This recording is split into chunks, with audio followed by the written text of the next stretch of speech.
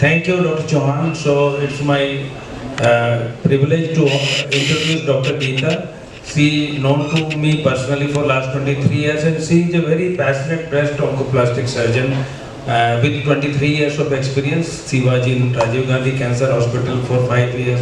Then she was in Max Saket, Max Patparganj, and now she is heading a unit which soon will be introduced to you is Apollo Women Cancer Center in Defense Colony. She has done her MBBS from Lady Hardinge Medical College, then MS Surgery from Maulana Azad, and then she has done FRCS from Glasgow, and after that she has taken special training in breast oncoplasty and other surgery in London, and then oncoplasty masterclass surgery from France. So huge experience in breast oncoplasty, but she also deals in breast benign diseases also. When we see the lumps in the breast, most of the lumps may be benign, but then it's a concern for physician whether it is benign or malignant, and when you should refer the patient to a specialist. So let us hear from Dr. Geeta when you should refer the patient to the specialist like Dr. Geeta. And the breast lumps are very common, but not all breast lumps can be sent to the specialist. So let us hear from Dr. Geeta, red flag signs of breast lumps. Thank you very much for this really warm welcome, and I'm delighted to see so many people. So whenever we go to various fora, you don't really find this kind of attendance. I am really delighted to be in your midst. So you already realize that I'm a breast surgeon, so that is my introduction. And the one thing that I would definitely say what Dr. Poddar said is that I'm really passionate about the field that I pursue. And you do realize as we go along that medicine has become a very multi-specialty kind of thing, and you may super specialize and then you may sub-specialize to a smaller bit, because it was okay to do MS and MCH and then again you would sub-specialize to do a small bit, because I must tell you how it works for oncology. 170 new articles come out every single day. So if you ask me as a human being, it is impossible to keep pace with all the developments that are happening around the world. So it is important to just choose a niche area and just keep focus on it, because it is focus that drives excellence. So today's mandate is to talk to you about the approach to breast lumps, and why we deal with lumps. There are a lot of red flags that we should be aware of and we should pick up. Otherwise, it could mean the difference between a good outcome and a poor outcome. So there are various problem areas if you look at it. So nipple discharge, mastalgia, palpable lumps, and carcinoma breast. These are the issues that broadly encompass most of the things that are happening in the breast. And today's mandate is to talk about palpable lumps. And I'm sure all of you do interact with women who come with a breast lump during your practice. So my urge, my appeal to all of you is to play Sherlock Holmes every time a lump presents to you. It is not really that elementary, Watson, is what I would like to say, and it is quite simple. So triple assessment is the way to go, and if one were to focus on triple assessment, 99.5% of times we can reach at a diagnosis. And if you do that, of course, it makes it all the more good for the patient. So if you look at triple assessment, the components of triple assessment are clinical assessment, imaging, and pathology. So that is where you have to start, and that is where the hunt for clues begin. Whatever said and done, you may call me an old-timer, but I'm sure there are a lot of old-timers here as well, that clinical history-taking, a good history-taking and clinical examination will never go out of fashion. So you could classify, so there is no substitute for a good history and examination. So if you want to, you can have a template like this and try to record most of the things that you would want to. And for a breast, I would definitely want something like this, and that is a pictorial representation of the lump. Because you must realize that treatment has become complex as well. We want to offer breast conservation to a patient who has undergone, say, chemotherapy, but if there is no reference to context, it is not possible to do it. Because with a lot of systemic treatment, the lumps disappear completely, and if the patient were to come back and say, look, I want my breast conserved, it is not possible to do it there. So this pictorial representation, then placing a clip inside the lump before starting chemotherapy, all of that helps us to be able to offer breast conservation even in a situation where the lump has disappeared completely. So don't go by the size of lumps. There are a lot of lumps that can be benign. They could be that huge, but like I said, you should see every single lump to its natural conclusion. So large phyllodes could look like that. So that's a red flag, because don't think that, the moment you see it, don't think it is malignant. Just, we have to investigate it and see it to its natural conclusions. So similarly, don't presume these to be malignant. So if you look at the lady on the left side of the big lump, that is actually a borderline phyllodes, it just, breaks my mind to understand how is it that somebody could live with such a huge lump for such a long duration. So she's been having this for almost 3 years before she decided to come and show herself, because the weight of the tumor became too much for her to bear. And the other lady, if you see, she's got the breast sitting on her lap, and that is a benign phyllodes tumor. But she did not come. Of course, there are a lot of compulsions. I'm sure life is not easy for a lot of people, and for that reason, they tend to put everything back on the back burner. So this is also a red flag. And if you look at this, the first impression anybody would have is an abscess. So you would think that this is an abscess, but that's not true. That's also a red flag. So this is a young woman with she does not have any history of lactation. There is no real reason. When you put a hand to it, you realize it is not that fluctuant or a soft lump, and it is actually hard. And it is actually a malignant phyllodes tumor. This was a 23-year-old lady who had this malignant phyllodes, and within 2 years of this diagnosis, she had metastasis to the bones, and unfortunately we lost her. So there are various things that come across. So fibrocystic changes, we come across this terminology very, very commonly, and you can find a very diffuse symmetric thickening in the upper outer quadrant usually, because that's the place where there is such a lot of breast tissue. So that is a diffuse thickening, so that is not an area of concern. So let me take you through a few cases. This is a 41-year-old, a mother of two, presented with a lump in September of 2020. But she had that lump since February of 2020. And this lady has been going to get herself investigated. She gets an ultrasound done, and the ultrasoundologist says it is a fibroadenoma. So that is the ultrasound. But if you look at it very carefully, you can see some telltale microlobulations. It is not as smooth as it is reported. And in July 2020, you can see more, you can see some speculations. You can see those tiny, horny things happening on the border of that lesion. So that should actually raise your suspicion. But again, this was called likely benign, gave it a Biarritz 3 and left it that. So Biarritz 3 should be dealt with a lot of caution. Biarritz 3 essentially means that you're supposed to keep this patient on follow-up.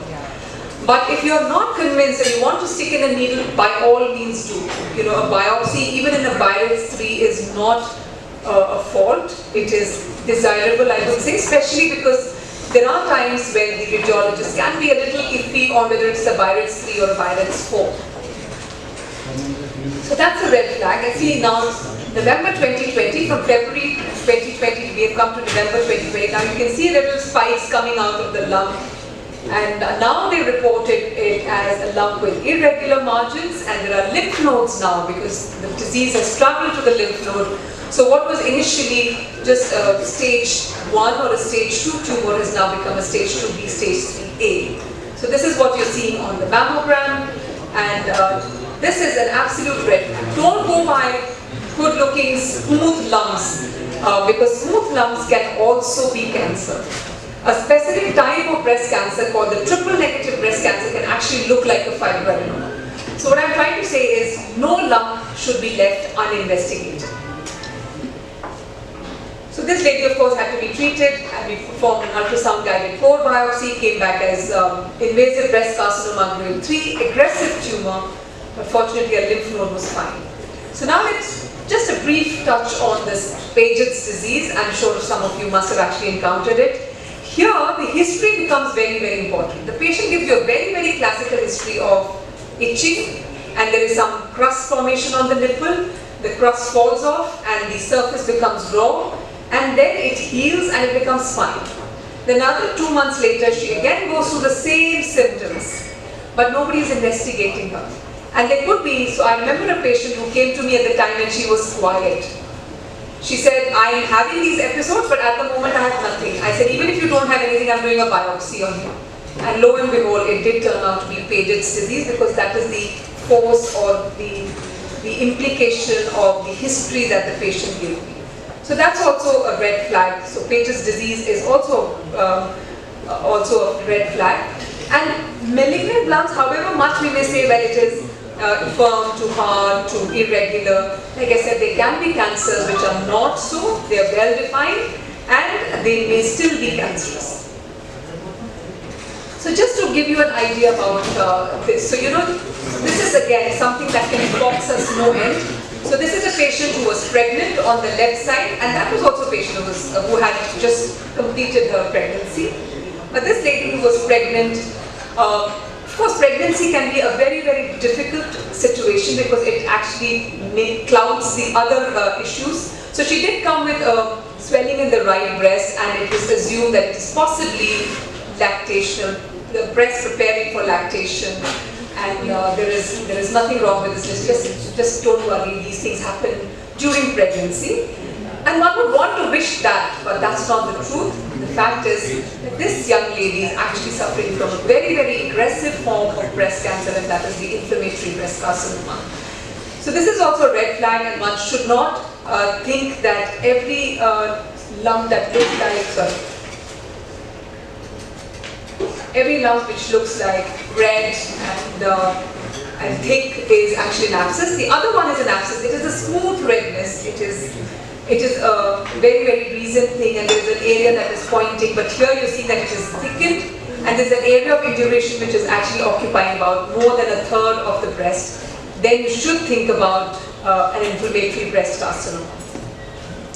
And the other one, like I said, was an abscess, and that is the proof that it is an abscess. So we often find patients coming with a report of an FNAC.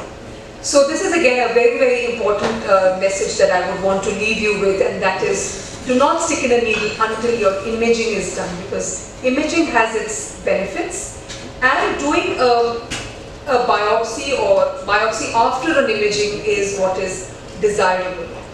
So if you ask what kind of imaging, so there is mammogram and there is ultrasound. So you can't look at them separately, but in a younger woman you would want to do an ultrasound.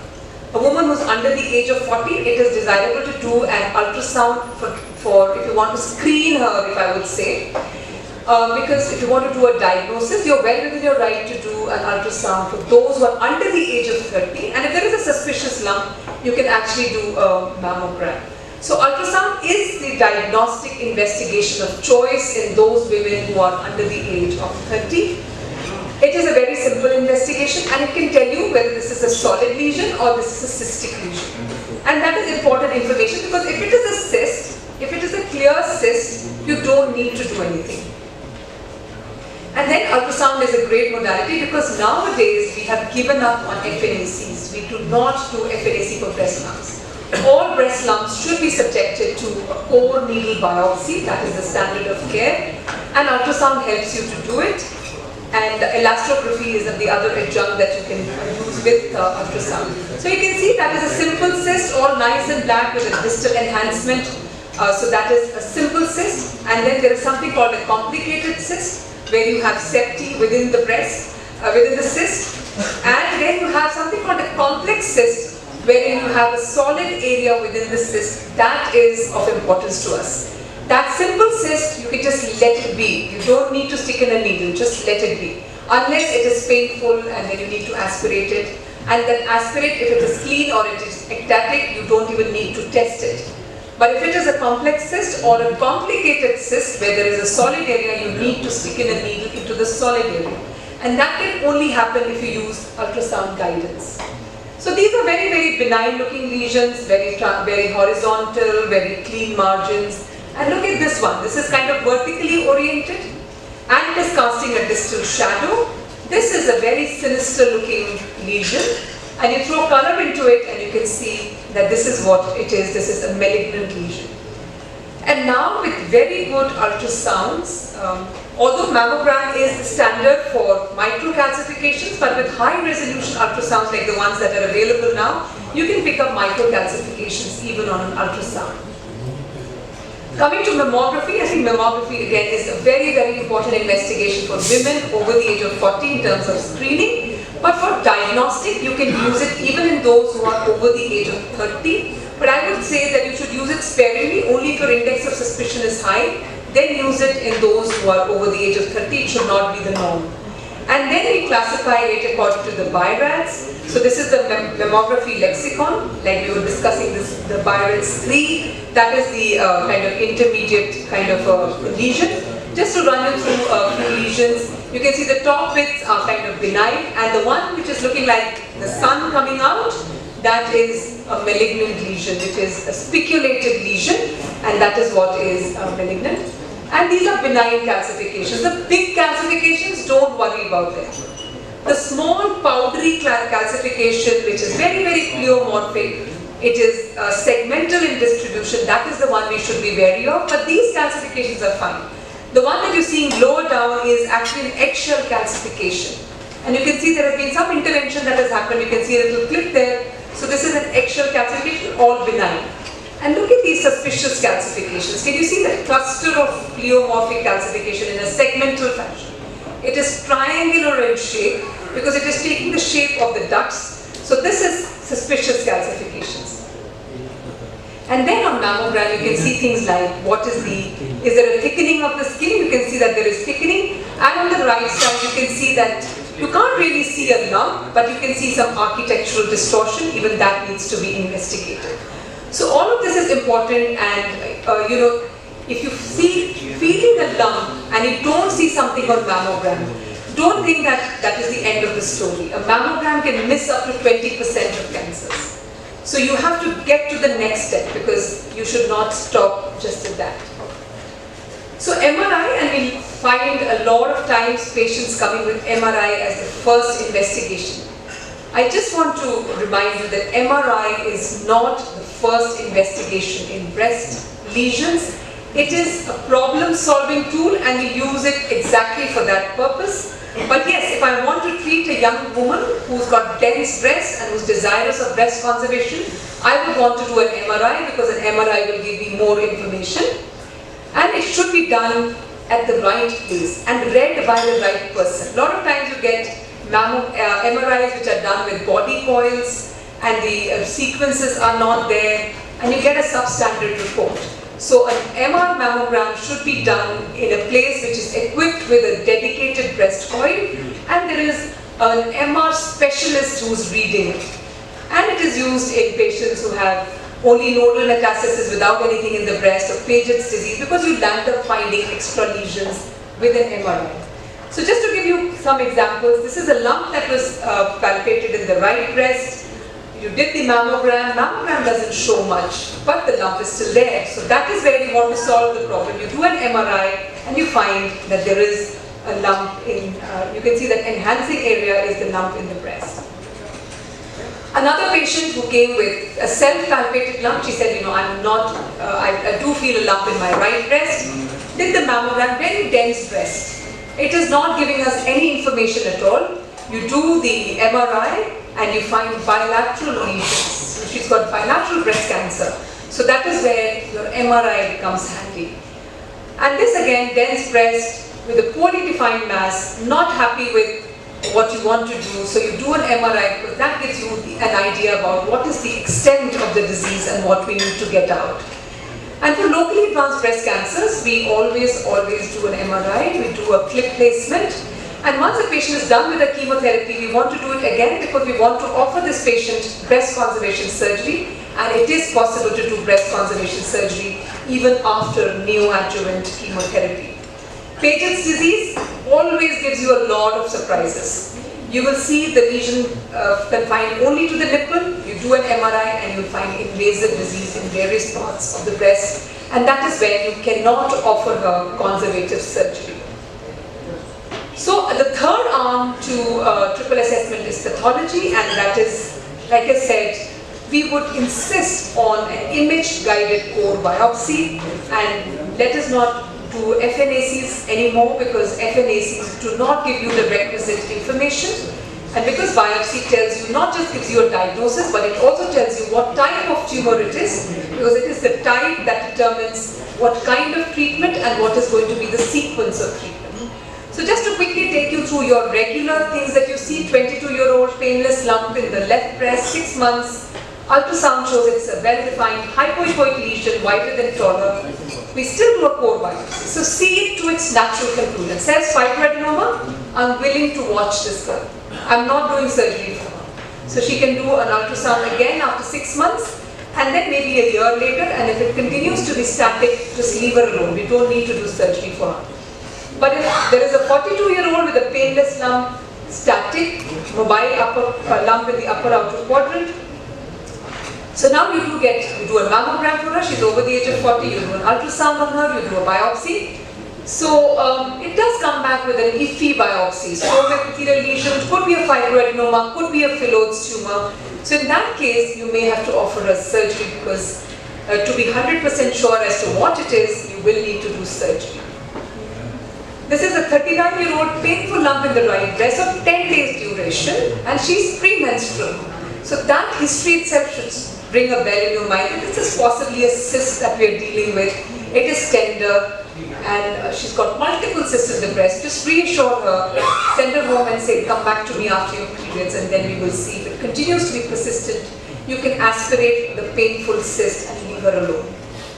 Now this is the case scenario we often come across. But don't go by the 66-year-old, we are seeing young breast cancers.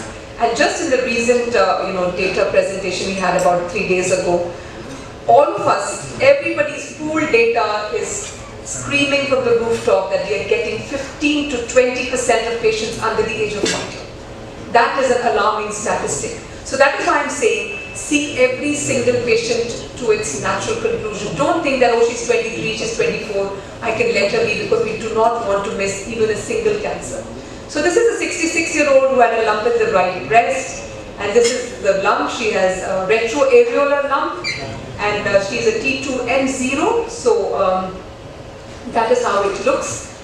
Purely retroareolar, just behind the nipple. So the plan was to, so we discussed the plan with her, and she said, I want breast conservation. So let us not think that, if somebody's 60 or 70 or even 80, that she wants to get a breast off.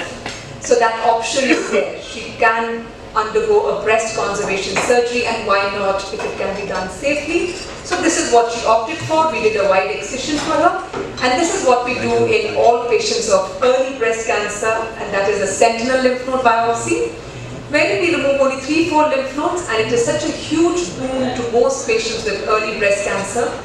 I'm sure you've all seen women with swollen arms, which is lymphedema, which can be a most debilitating thing.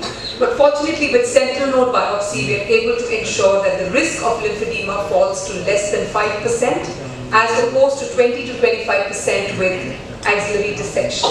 So this is what we do. So this is oncoplasty. While we are removing the breast cancer, we are also restoring shape to the breast, because we had to sacrifice the nipple, because the tumor was right behind it.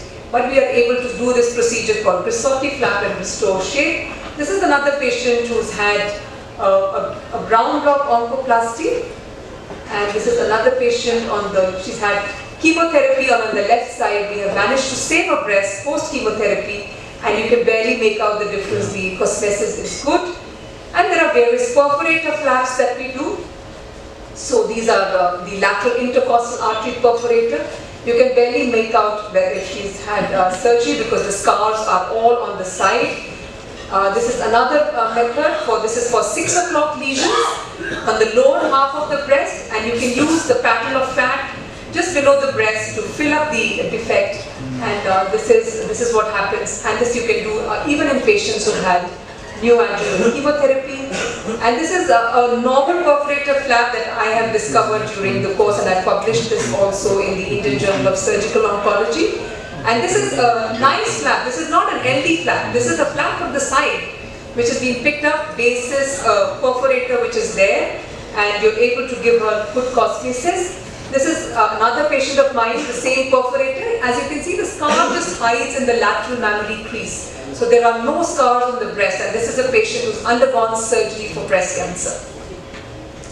And then we do things like a transposition flap, where again you use the paddle of fat, and if you're sacrificing skin, you can fill it up with a transposition flap. And then of course, LD flap is the other thing that we can do. So my take-home message to all of you is to don the hat of Sherlock Holmes every single time you see a patient of breast. It is important to evaluate the breast complaints thoroughly, and we don't want to miss breast cancer irrespective of the age.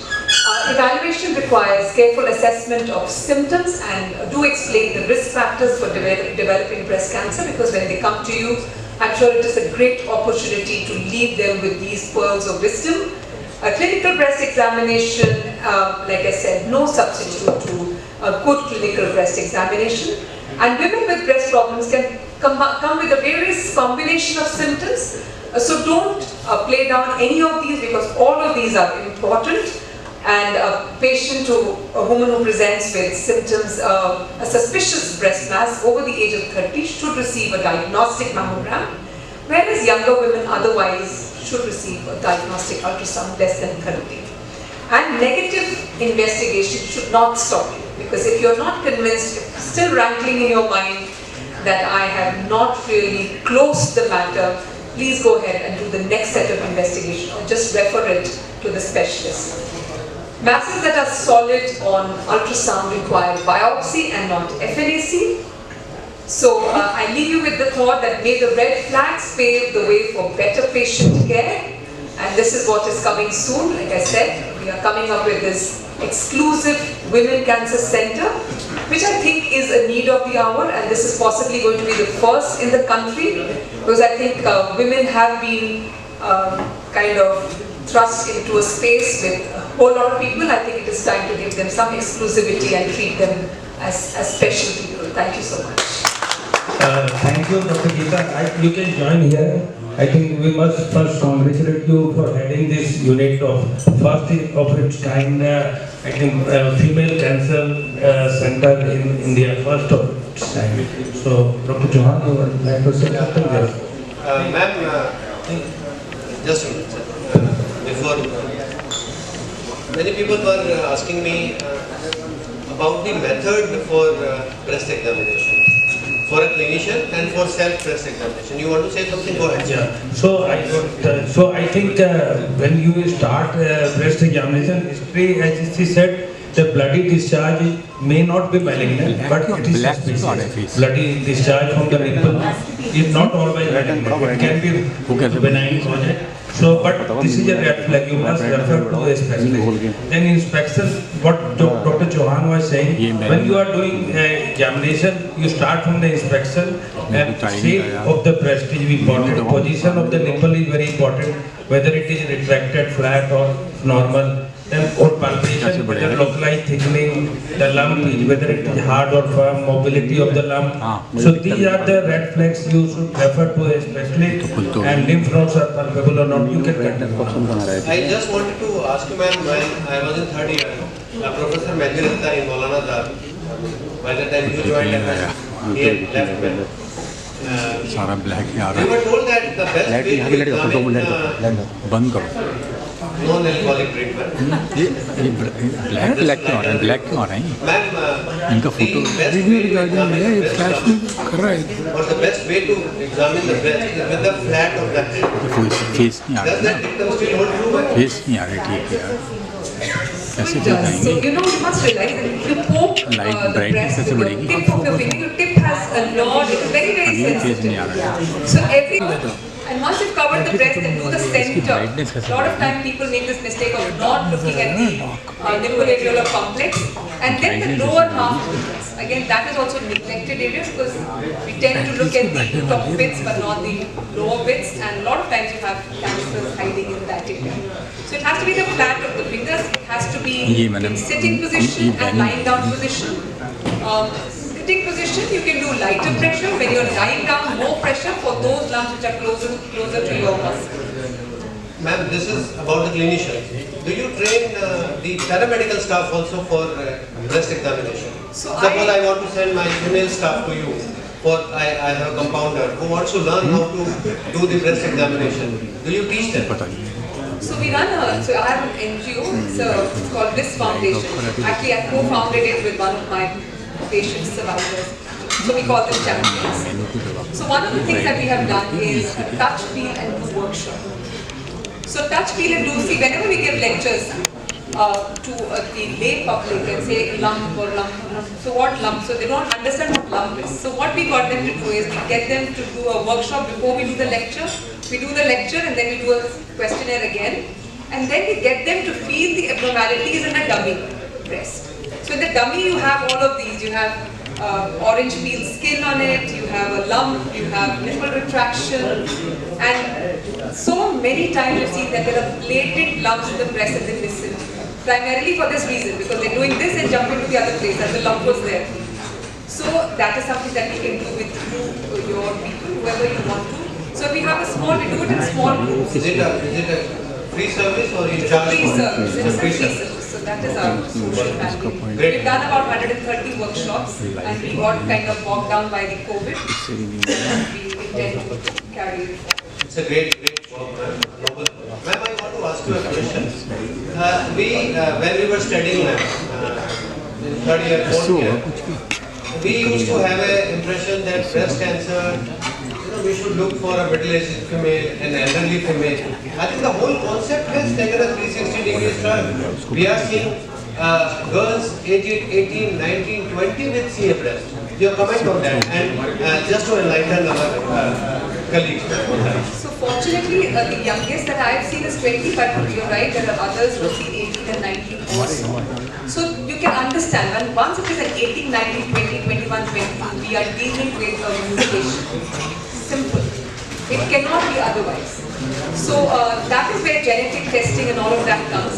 So here again I would like to say, see, genetic testing should not go out of our pens, not even my pen, because I think genetic counseling is a very, very important component which are oftentimes, you just neglect it and you just send them for genetic testing. So these young women should undergo genetic counseling and testing, not just now. The recommendations are changing so rapidly. I think there is going to be a time when all patients of cancer will have genetic counseling and testing. So today what has happened now is that less than 50, all women should undergo genetic counseling testing. If you have a triple negative breast cancer, which is known to be the most aggressive breast cancer and is likely to be associated with the mutations, so all triple negative breast cancers under the age of 60 should undergo genetic counseling and testing. So this is an alarming situation.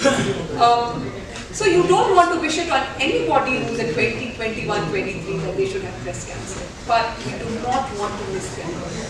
So I had a 23-year-old who had come with a largish lump in the breast.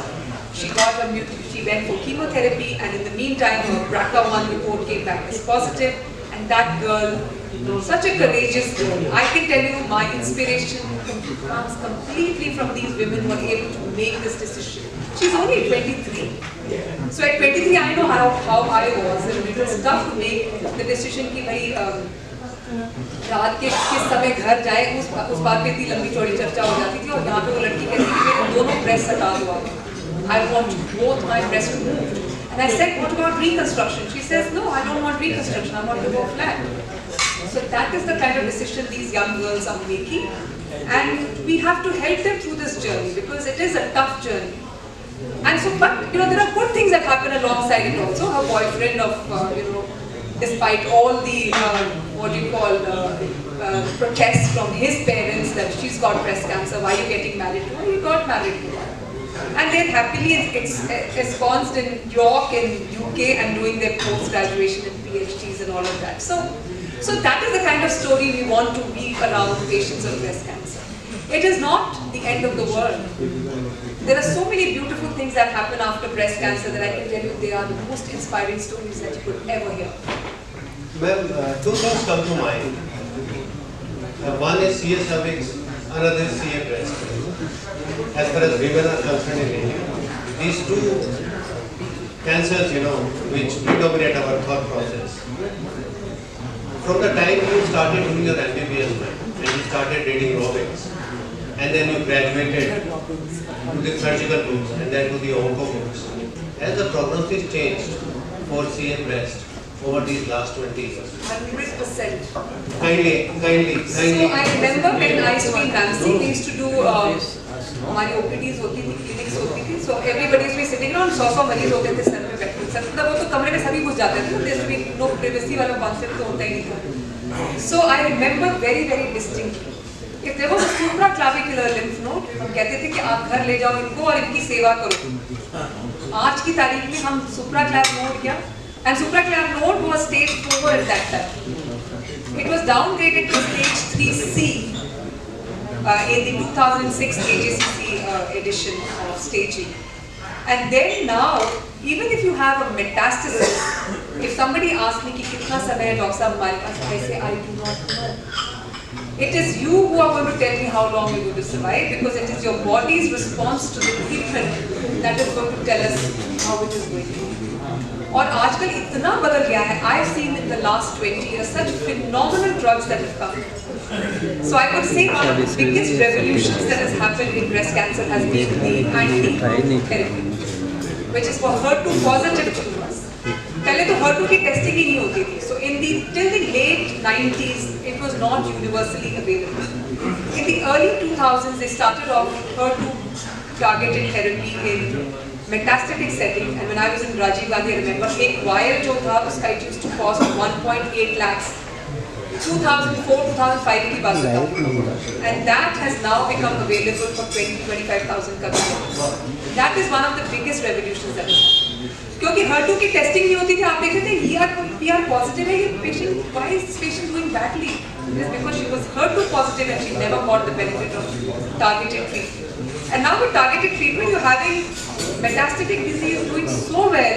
5, 6, 7 साल ऐसे ही निकल जाते हैं, पता ही नहीं चलता. कभी 10, 12 साल कहते I was stage 4 breast cancer. Stage 4s are doing so well. So you cannot condemn anybody to, तो हो गया. यार देवेंद्र, उसको जरा थोड़ा सा शांत करवा दो यार. Ma'am, a very senior eminent professor of medicine in Lady Harding, she had CA breast. I will not name her. I think those people who have in my classmates, they would know. And ma'am had a lot of issues, and ma'am survived for so many years. Then she also had some problems with one of the muscles. Even the muscle was, latissimus dorsi was removed. Ma'am उस time पे आज से 1986 की बात कर, ma'am survive after diagnosis of CA breast for more than 10 years. Ma'am उस time पे क्या ऐसा था जिससे मैम सर्वाइव की, और आज की तारीख में भी कुछ लोग ऐसे हैं within 2-3 years of diagnosis they are born. Ma'am थोड़ा समझाइए मैम लोगों को, और ये बताइए कि ऐसा क्यों हो रहा है और हमें क्या ध्यान रखना है. मेरे ख्याल से आपकी टॉक का मैसेज वो होगा. Now you must realize it is not about size of tumor, lymph node status. We are talking biology of disease. So the biology of disease has become clear. So जो आप कह रहे हैं, अगर कोई hormone sensitive tumor होगा, ER/PR positive, HER2 negative, good biology, they can go on for years and years and years, even with metastatic disease. आपको दवाई भी नहीं करोगे तब भी वो चल सकते हैं, because they are that kind of. It's an indolent, slow growth. So there are various types of breast cancer which are indolent and go on for years without bothering the person. And then there are others like this triple negative that I said. Triple negative cancers, we say if you go past 3 to 4 years, you're done. You're better than the ER/PR positive. लेकिन अगर आप खतरनाक वाले TNBC हो, घंटी की तरह 3 साल के अंदर you will fail. despite doing whatever. कुछ भी करता है. So that is one of the research projects that we have kind of, we want to know which are the good TNPCs and which are the bad TNPCs. So the good TNPCs possibly don't require chemotherapy and the bad TNPCs require. So we are actually in the process of trying to figure out who are the ones who do well. So now we've got an assay which is called Oncotype DX Kello, or Mammoprint Kello, Endopredict, DigiStain. We have an Indian version called Canassist. So in hormone-sensitive patients, post-menopausal, lymph node positive, up to 3 nodes positive, there is a score that is generated, and if the score is favorable, that patient does not require chemotherapy. So we've got to that point. And there are others जिसमें score ज़्यादा होगा तो उसमें चाहे node positive हो negative हो छोटा सा ट्यूमर हो उसको पूरी कीमो लगेगी because that is biology of disease, that is telling you something. So the focus is now on biology, not just on size of the tumor. मेरे लास्ट 2 सवाल हैं. मैं एक्चुअली आज एक बहुत ही स्पेशल बंदे को बुलाना चाह रहा था. डॉक्टर पोदार के बहुत क्लोज फ्रेंड हैं doctor Amish Bora. Unfortunately there is some issue उनके घर में शायद आपसे डिस्कस करेंगे. He taught us in the January of 2023. I had the second CME with him that even stage 4 cancers they survive up to 5 years with immunotherapy. Is there a role for immunotherapy in metastatic breast carcinoma these days? Role of immunotherapy in breast carcinoma. So immunotherapy, so there is a lot that is happening. So you're going to hear a lot. So immunotherapy is a very, very interesting concept. So immunotherapy क्या कर रहा है? आप ही के immunity को empower कर रहा है to be able to recognize cancer cells as foreign and kill them. So immunotherapy we are using in breast cancer. We are using it in the neoadjuvant setting and in the metastatic setting. यहाँ पे therapy. So neoadjuvant मतलब triple negative breast cancer हो उसको आप you can start with immunotherapy along with your chemotherapy and the effect is so dramatic कि एक cycle के बाद ही कई बार tumor बिल्कुल गायब हो जाता है. But we must never forget that all these immunotherapy come at a huge cost. The access to immunotherapy and all of these fancy, nice drugs with great impact in our country is accessible only to less than 3%. Only less than 3%. But like I said, we cannot take it away from immunotherapy as to what it can achieve, so it can. I think just 1 minute, Dr. Ade. Dr. Ade, 1 minute. I think immunotherapy, for giving immunotherapy, you must do PDL or what we call it, some sort of PDL1. If it is more than that, then you do immunotherapy. Otherwise, not. Is it true? ये पहले था. When it started off, they used to say we should have a PDL1 score. PDL1 should be more than 10% होगा तो बहुत अच्छा. पर 1% से ऊपर भी होगा तभी दे सकते हैं. Now they say they've done away with PDL1. Okay, Dr. Ade. I just wanted to ask, would she put a figure to this immunotherapy? Around 4 lakh per cycle. 4 lakh per cycle. Per cycle. That is why it is out of bounds for a lot. How many per cycle? 14. No, you can give even more than 14 maximum. So if you do a neoadjuvant, अगर metastatic है फिर तो चलता रहता है till progression. So In a locally advanced situation, you would do about 14. So I think one message she has given FNAC is not good because she said the biology of the tumor is important. ERPR, HER2, whether positive or negative. The best prognosis will be in ERPR positive and maybe HER2 negative. Next maybe ERPR and HER2 also positive. And worst prognosis is triple negative. Because you have specific message to be given to ERPR positive and even HER2 positive. That's it. There is a target there and here we don't have it. And that's why core biopsy is important. Core biopsy is important. FNAC will not give you this information. Core biopsy, you need tissue for that. And one thing more, I think one thing you miss, mammography, what age should be done. And if there is family history, then maybe 10 years prior to the index case, mammography, when it should be So done. mammogram, I said that there is a lot of discord in the mammography area. So if you look at the US, the screening started at 40, then the US task force said useless, and then they said 50. So US task force says 50 upwards. Now US task force has gone back again and said up from 40 onwards. and the American College of Radiology says 45 upwards. To be done every year. So in our country, we do not have any screening guidelines. And if you say whether the quantum of the problem allows you to bring in screening, possibly not. We're not going to get there soon. So in our country, what I think is for us, possibly the UK guidelines are better. So if you're a low risk or a general population risk, do it once in 3 years after the age of 50. And if you are a high risk, do it once in 18 months, the mammogram.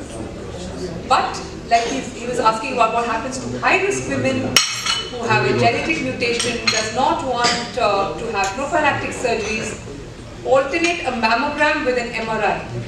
So do 6 months mammogram, then another 6 months do an MRI, then another 6 months do a mammogram, and that is how it happens. And do it 10 years prior to the index case. Suppose somebody had it at 40, you will have to start screening at the age of 30. Yeah, doctor. So CAR T cells is more hematological. It is not for solid tumors, it is more for liquids, for lymphomas and for leukemias. So actually Max is also one of the centers, and I think Apollo Chennai has also had a brush with CAR T cell therapy, and they are seeing some very significant results with. And this has been indigenously produced with IIT. It is in experimental stage, I think, for breast.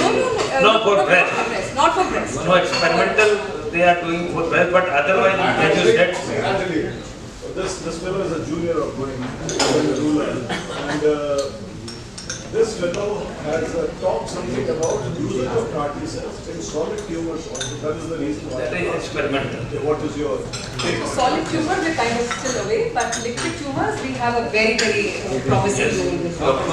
Regarding PD-L1, it has a lot of relevance in bronchiolitic disease, especially at Yes. more than 50% you can treat them with immunotherapy alone. PD-L1 has no relevance in BCG breast. So they started off with it. They said you should have at least more than 1% PD-L1 for pembrolizumab to act. But then now they've given that up. But in metastatic you want to know. You want to have, there is this CPS, the cumulative propensity score, should be good for the drug to be able to have an effect. So, but otherwise for starting off new adjuvant chemotherapy, you don't need a PD-L1 score. For immunotherapy, you need PD-L1. Is there a role of immunotherapy in BCG breast? Yes. So we're using pembrolizumab, Keytruda. Keytruda is being used. Before giving that, will you check for PD-L1? Earlier we used to, but now it is not required. For They are new- always there. They are effective in all cases. Not necessarily. Not necessarily. But it's a very expensive therapy, so one needs to have that criteria. I think medical oncologists, they do PD-L1 still, I think I have discussed with Dr. Pura. Metastatic में करते हैं. Metastatic. I'm But speaking about new adjuvant meta नहीं stage है. 4. Metastatic में करते हैं. New adjuvant में नहीं. On stage 4, metastatic. Dr. Ashok Chakravarti sir, another question. Dr. Geeta, wonderful talk, though it's not my forte. I'm a pediatrician by profession, by this thing. But I do come across my relations having breast cancer, cervical cancer, unfortunately. Of late, we have developed a very good vaccine for cervical cancer, Yes. HPV, regardless of cervix, whatever it is. And we have got wonderful results with it. The prevention in Australian development with the incidence has gone considerably down. Is there a, by any chance of developing an anti-breast cancer vaccine also in due course of time? Is there a process going on or studies are going on? It is. I think we will hear something in 4-5 years. Oh, wonderful. Yeah, so there is something against these HER2 positive cancers. We've got a HER-Vac, something called a HER-Vac, which is again in trial settings. But we may possibly be hearing something in 4-5 years. That will be very good. Because these are the two things, breast cancer and cervical cancer, which our Nari Shakti is facing very badly. But And we this want to vaccine will also alleviate be- that problem with them. So this Thank you vaccine so will be against one particular subtype. It will not cover all. Whatever. Whatever. At least there will be a beginning of at least. Like we had cervix vaccine only for 16 and 18. Though we have got 99 and things like that. So the progress is going on. maybe you start with one and we have more and more to provide. Thank you so much, Dr. Geeta. I think Thank you, John, sir. CS cervix virus is the main cause. That is why it's effective. Yes. Here they know virus. So anyway. So the vaccine will be against a protein. Dr. Balla, sir, Dr. Balla has a question. Ji. Madam, I am confused. When you said at the age of 20 and at the age of 60, lump in the breast. Okay? At the age of 20, should we go for IHC for all the patients? So IHC will be done only if pathology says it is cancer. Only. If it is a fibroadenoma, why would you do an IHC? If there is malignancy, then only IHC will be done. No. Yeah. Nobody died before that. At the age of 60, Any age. First you have to show it in malignant condition, then you have to do IHC. In next go, nobody dies in the same So way. if it is cancer, then you Same put IHC. tissue, same tissue will be used, but they will first say you it is malignant, then you can order for IHC. what do you recommend? IHC or FISH? So there are different mechanisms to do it. So immunohistochemistry, if your HER2 is 2 plus, if it is 1 plus, we know it is negative. If it is 3 plus, we know it is positive. But now, even in the 1 plus, there is a thing called HER2 low. So new concepts coming. So, but HER2 plus, 2 plus is ambiguous. You cannot take it as negative or positive. That is when you have to do a FISH amplification test. That is how you get the HER2 gene amplified. If it is amplified, you take it as positive. If it is negative, you take it as you take it as So negative. this is done only for HER2 low patient. HER2 for 2 plus. HER2 low is low, HER2 2 plus whether you should do FISH only. That's it. So that is not alternative to IHC. You have to do IHC, then only you have to do with IHC. Thank you. Do we have a question here, sir? Colonel Vipin, sir? Do we have a question? No. I'll come to you, Rajesh. You have no question? Yeah, Rajesh. Go ahead. Hello, good evening ma'am. मैंने last year 500 girls का examination किया था. किसी company से call आया था मेरे पास breast cancer के लिए. कुछ मुझे किसी नाम से वो था ब्रेस्ट कैंसर का आपको एग्जामिनेशन करना है और 500 से 600 लड़कियां थी मेरे पास अनमेरिड गर्ल्स. कुछ स्कोर था उनमें वो आपको डेट करना था. अब मेरे को अभी ध्यान नहीं आ रहा वो स्कोर और मैंने उनमें एग्जामिनेशन किया. कुछ लड़कियां थी वो पॉजिटिव आई हुई स्कोर में. आई थिंक गोदरेज कंपनी है. सवाल ये है अनमेरिड लड़कियां थी. अनमेरिड में कैंसर के चांसेस कितने होते हैं और क्यों होते हैं अनमेरिड गर्ल्स में? So marriage does not have anything to do with cancer. I think doctor Brijesh question आप क्या कर रहे थे? एग्जामिन कर रहे थे, उसके बाद कोई टेस्ट क्या कर रहे थे? उन्होंने टेस्ट कराई हुई थी कुछ. क्या टेस्ट? उन्होंने कुछ एग्जामिनेशन करके 6 एक्सरे था जो कि एक्सरे चेस्ट है नो एनीवे. एक्सरे था उनके पास. मैंने देखा हुआ था वो एक्सरे था. मेमोग्राफी तो नहीं बोल रहा है. मेमोग्राफ नहीं था. मेमोग्राफ नहीं था. Dr. Rajesh would like to discuss that with ma'am over dinner. That question needs to be discussed over dinner. Family history is more important in this. Ma'am, please. In this particular case. Now is the time when the longevity is becoming quite strong. So people live for 80, 90 also. So if at the age of say 75 plus, a woman has lumps, free and mobile, and on X-ray they show it to be calcified, and a biopsy says non-malignant. Should something else be done? Should those lumps be removed? Because after the age of 75, the pre-anesthetic risks and all those things also go high. So should the patient go for the MRIs and all? Should more investigation be done, or the patient should be left on her own? So if it is a calcified fibroadenoma, leave her alone. So calcified fibroadenoma, your mammogram is good enough to pick it up. Does it need to be removed as such?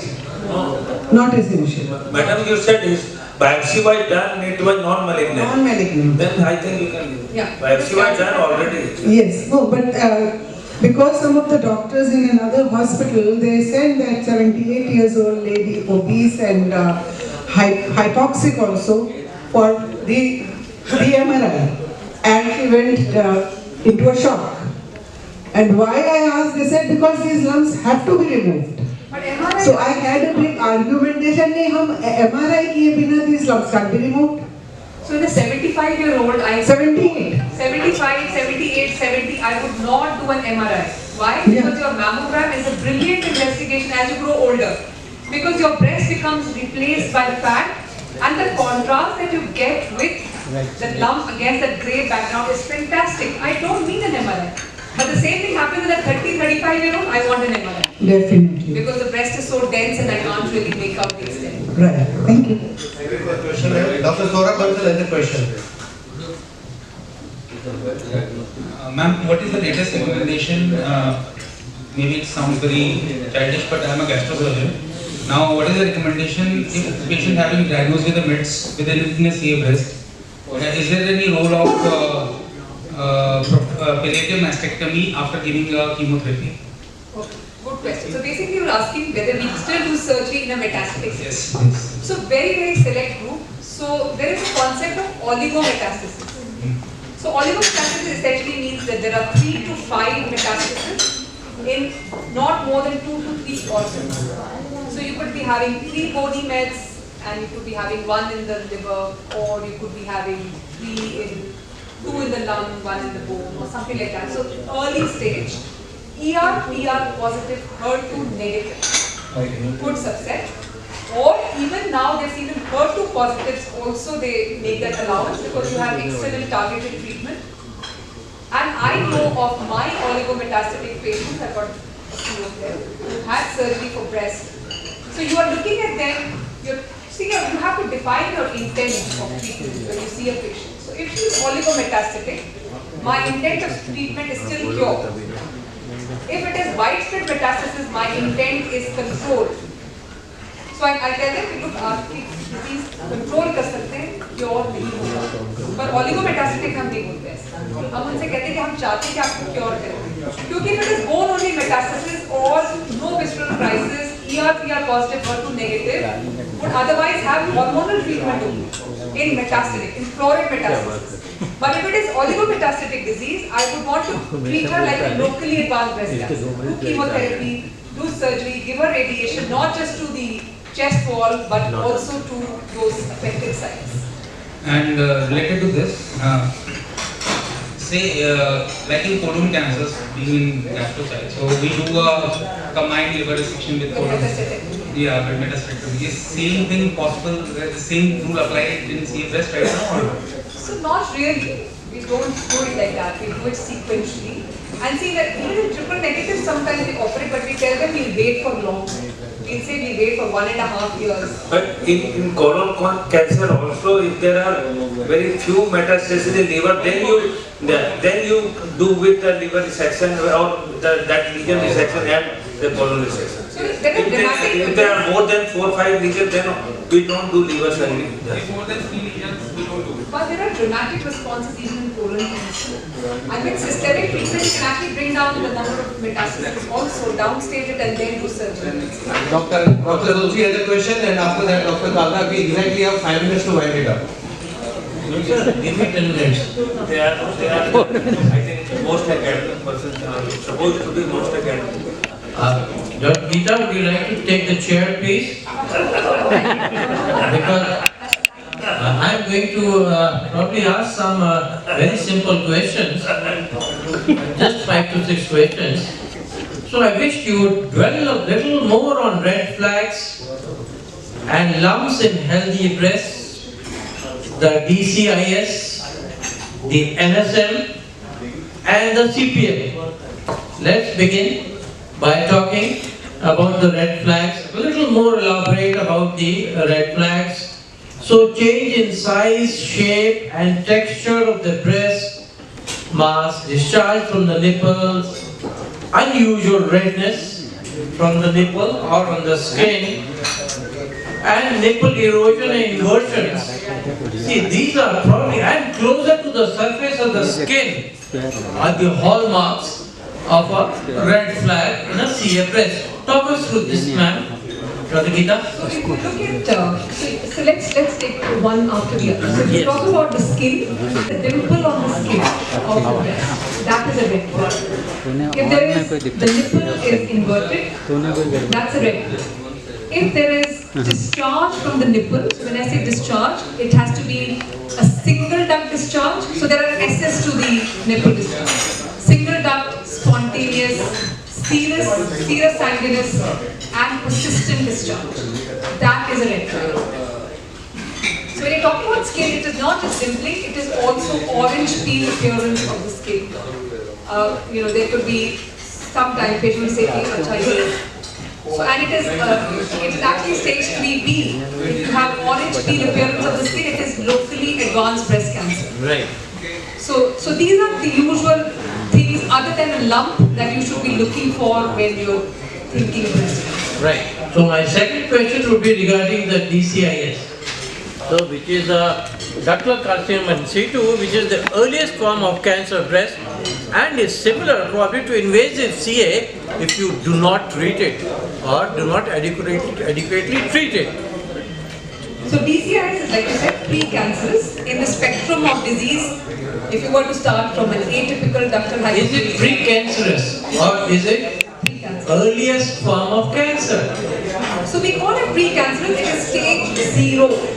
Stage 0? So stage 0 is pre-cancerous. So it is not cancer. Okay. But unfortunately, if you see DCIS, it tends to occupy a larger space. Unlike an invasive carcinoma, it is localized. You can do a breast conservation surgery without an issue. But if it is DCIS, it tends to occupy a larger space, and a lot of times it might end up doing a mastectomy in such patients. So if it's left untreated or inadequately treated, would it evolve into an invasive CA? It can. It can. But I can also tell you that in several post-mortems that were done, they did find asymptomatic DCIS in almost about 30% of patients. Right. So Dr. Chauhan, our master friend here, talked a little about the newer immunotherapy drugs, especially the recently approved pembrolizumab.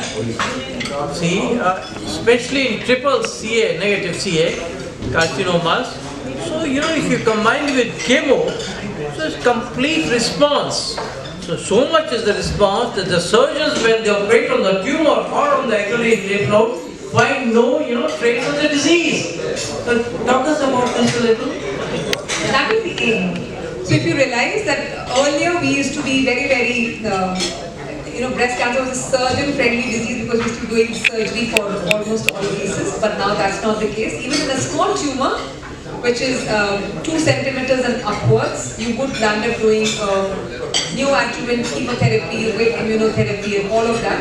But immunotherapy is not used for all. We use it in, say, high-risk triple negative, which could be a node positive breast cancer. So that is when you would do it. And yes, you do get these dramatic responses, but we always leave a clip in such patients because we want to go back and do conservative surgeries for those patients. Absolutely. My last 2 questions, ma'am, would be regarding the NSM. See, the nipple spreading mastectomy increasingly being offered to patients, especially in US. So, it's a safe procedure, but you have to be oncologically safe here and better orthopedic outcomes and increased quality of life seen here. So often, how often do you do the NSM? Of course, there's a guarded, recommendations here. So talk us through the NSM. So NSM, in our country, if you look at it, when we do an NSM, it has to be always accompanied by a reconstruction. You can't just do an NSM and say, well, let the skin drop. It doesn't work like that. So in our country, the rate of reconstruction post-mastectomy is less than 5% collectively. Less than 5%. That's so sad. And we want to change that. Yeah. So there are various reasons. 1, patients don't operate. 2, there are not enough skilled breast reconstructive surgeons. That is also another issue with. I'm glad you pointed out that. But now, the this is expanded. See, now only absolute contraindications would be inflammatory breast CA and malignancy involving the nipple.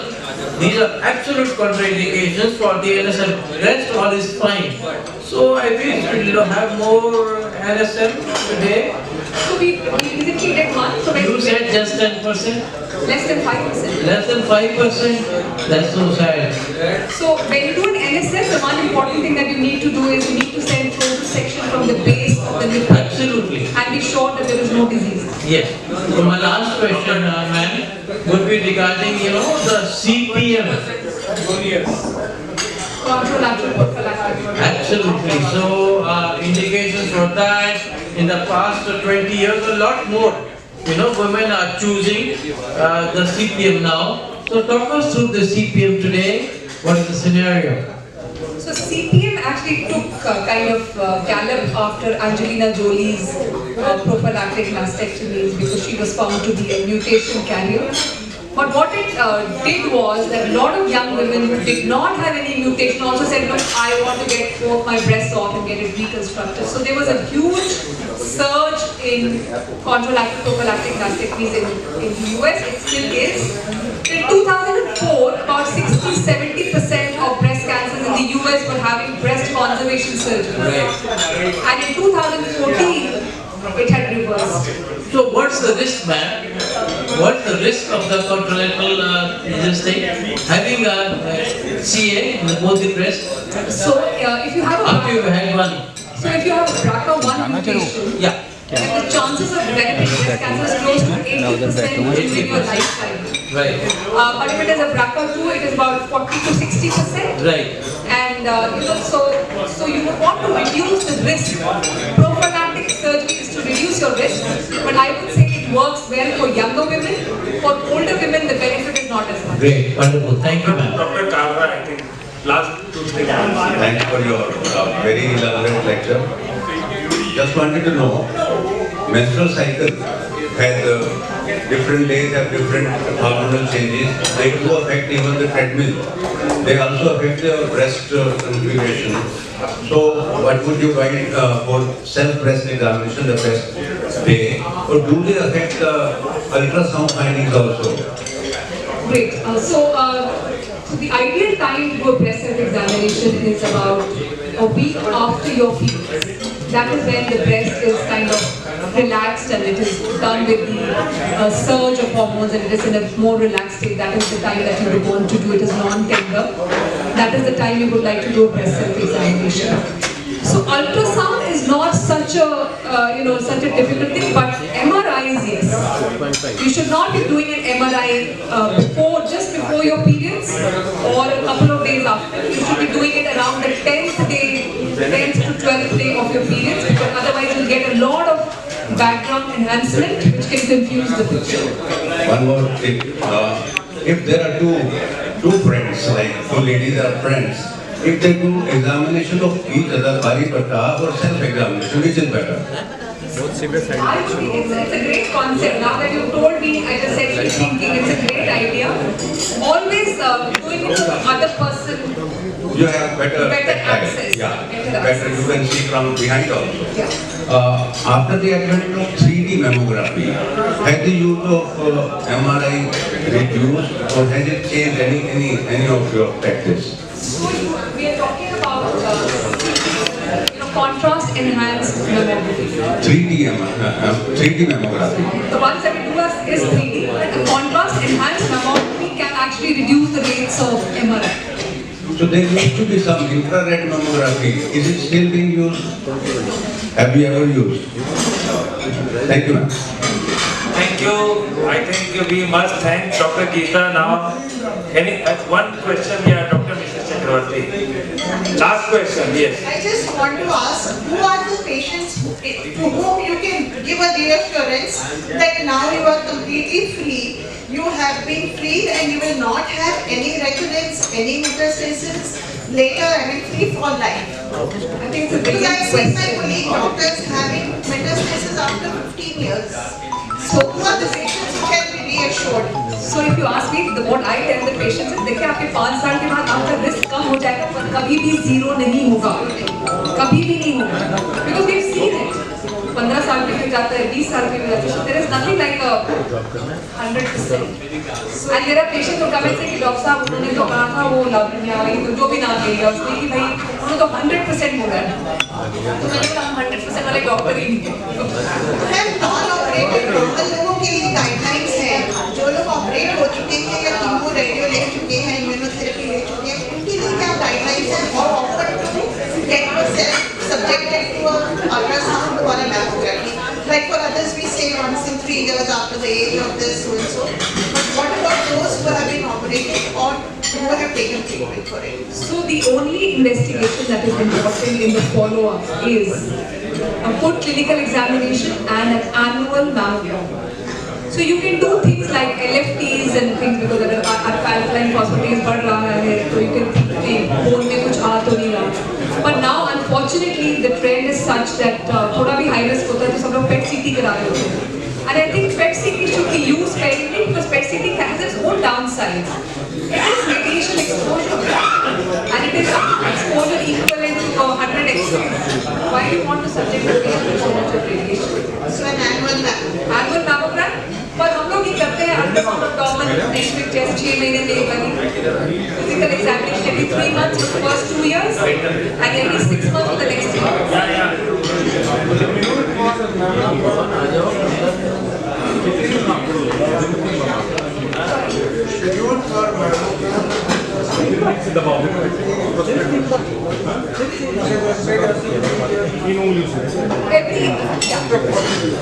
after 40, so that is for screening. Screening after the age of 45 is the American recommendation. They do it every year. In our country, we don't have those kind of resources and we can't really recommend it. So the UK recommendation was do it every 3 years for this population and do it 1.5 years for